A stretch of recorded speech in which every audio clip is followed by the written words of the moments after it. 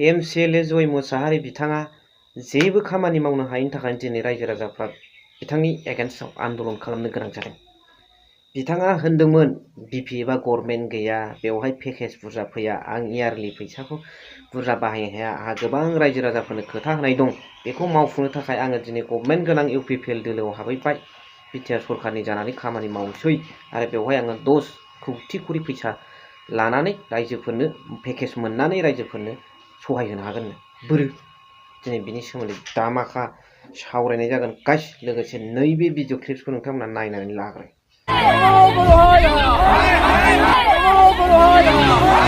प्रमोद बरो আহিল আৰু प्रमोद बरो আহি ক'লে যে আমি পৰিৱৰ্তন কৰিম সৰকাৰ বিটিচিত, সেইকাৰণে আমি পৰিৱৰ্তন সৰকাৰ খুজিছোঁ কৰিছোঁ বিটিচিত। प्रमोद बरो ডাঙৰীয়াক সৰকাৰ বনাইছোঁ, এতিয়া 5 বছৰ চলি আছে ৰানিং, 4 বছৰ পাৰ হৈ গ'ল, এতিয়ালৈকে प्रमोद बरो চৰকাৰে বা কোনো তাৰ কৰ্মীসকলে এতিয়ালৈকে আমাৰ গাঁও অঞ্চলত এই বুনমাজা বিচিটিচিৰ অঞ্চলত সাতটা গ্ৰামত এতিয়ালৈকে কোনো খা খবৰ লোৱা নাই, কোনো উন্নয়ন হোৱা নাই। সেইকাৰণে আমি ৰাইজে ওলাই আহি প্ৰতিবাদ সাব্যস্ত কৰিছোঁ।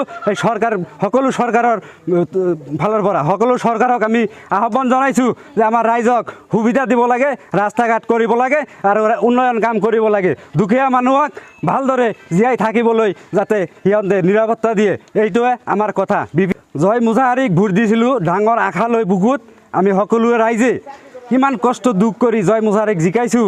460টা ভোটত জিকিছে, এইকেইটা ভোটত আমি জিকাইছোঁ, কিমান কষ্ট হৈছে আমাৰ। জয় মুছাহাৰী আমাৰ শালবাৰী সমষ্টিত চলিকান্দা বুনমাজা বিচিটিচিৰ অন্তৰ্গত একো কাম কৰা নাই, জিকাৰ পিছত সি বিজয় উৎসৱ পাতিছে শালবাৰীত, আমাৰ মাইনৰিটি এলেকাত একো দিয়া নাই, কোনোবা দিন অহাও নাই। प्रमोद बरो চৰকাৰে যেন আমাৰ সেই ৰাস্তা ঘাট তেতিয়ালৈকে কৈছিল যে আমি যেতিয়া ভোটত জিকিম তেতিয়া আমি ৰাস্তা ঘাট বনাই দিম, তেতিয়ালৈকে মোৰ খবৰে লোৱা নাই। তেওঁলোকে কি কৈ আছে, একে ভোট কৰি ঘূৰি আছে, গাঁৱে গাঁৱে ঘূৰি আছে।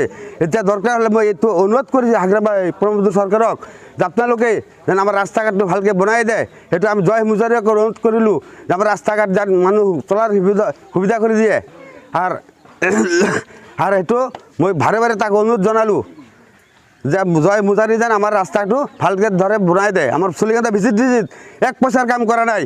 ইলেকশ্যনৰ পৰা জয় মুছাহাৰীক মই দেখাই পোৱা নাই, ক'ত বা থাকে ক'ত নাথাকে মই একো খবৰে পোৱা নাই। তেওঁলোকৰ ঘৰত গ'লে আৰু মাথাত হাত মাৰি তেল মাৰি কৈ দেই আমি ৰাস্তা বনাই আছোঁ, ৰাস্তা ধৰিছোঁ, অমুক কৰি দিয়ক। এতিয়া ইলেকশ্যন আহিছে, এতিয়া ৰাস্তা ধৰিব, কিবা ধৰিব, ৰেচন কাৰ্ড কৰিব, কিবা হেৰি কৰিব, সেইবিলাক আমি মাতি ল'ম। আমাৰ বৰ্তমান ৰাস্তাটো বনাই দিব লাগে। ইলেকশ্যনৰ আগত যদি ৰাস্তাটো বনাই নিদিয়ে দৰকাৰ পৰিলে মই ভোট বৰ্তন কৰি দিম সব ৰাইজে।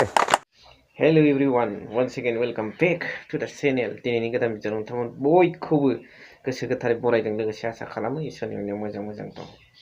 लोगोसे श्री श्री बिमा लक्ष्मी फुजानि गाहाम हामलायनायखौ नोंथांमोन बयनोबो गाहाम हामलायनायखौ बावहरनाय जाबाय। Good morning एभरिवान।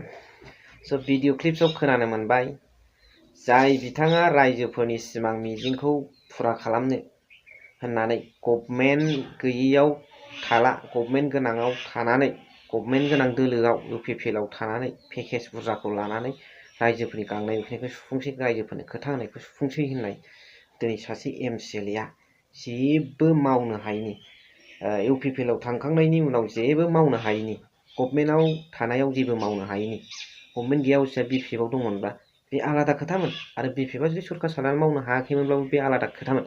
नाथाय बिथाङा जिबायदि सिमां मिजिंखौ जाफुंहोनो होनानै रायजोफोरनि स्वार्थआव राइज সকলৰ যে সপোন আৰু প্ৰতিশ্ৰুতি এইটো পূৰণ কৰাৰ কাৰণে জয় মুছাহাৰী ইউপিপিএলত কৈছিল, এতিয়া কিন্তু ৰাইজৰ যিটো সপোন এইটো পূৰণ কৰিব পৰা নাই। এই কাৰণে ৰাইজ সকলে জয় মুছাহাৰী এমচিএলএৰ সমষ্টিত জয় মুছাহাৰীৰ এগেইনষ্টত আন্দোলন কৰিব লগা হৈছে।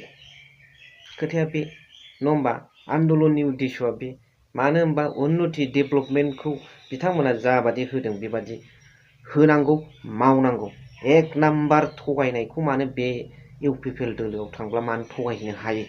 लंकायाव थांबा बयबो राबन जायो होननाय बाथ्राया कारेक्ट एकदमबारे एसिमिलेट मिलायफ्लेथारबाय नामा? जायखौ खोथा होदों बेखौ माव, मिडियायाव फैयै बेजों खोथा गैया, गोजौना जोंखौ गासिखौबो बेंग्रा बे गोजौनि बयनिख्रुइबो लावसिन देरसिन बे नाहरगोन।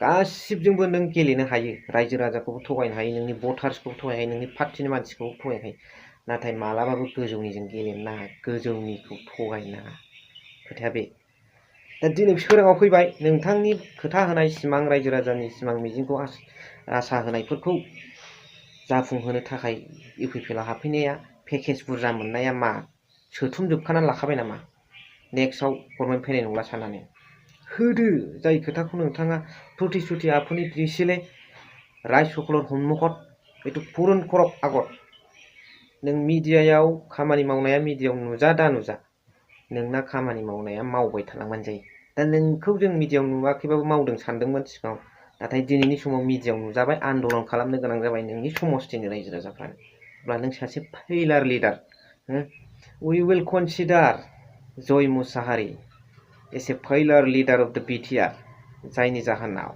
because of his lazy management the people of his constituency is forced to start a movement against him नङा होमबा नोंथांमोना मा सानो बेखौ कमेन्ट्सनि गेजेरजों फोरमायहरबानो जाबाय आं नेनानै थागोन थेंक इउ सै थेंक इउ भेरि माच फर वाचिं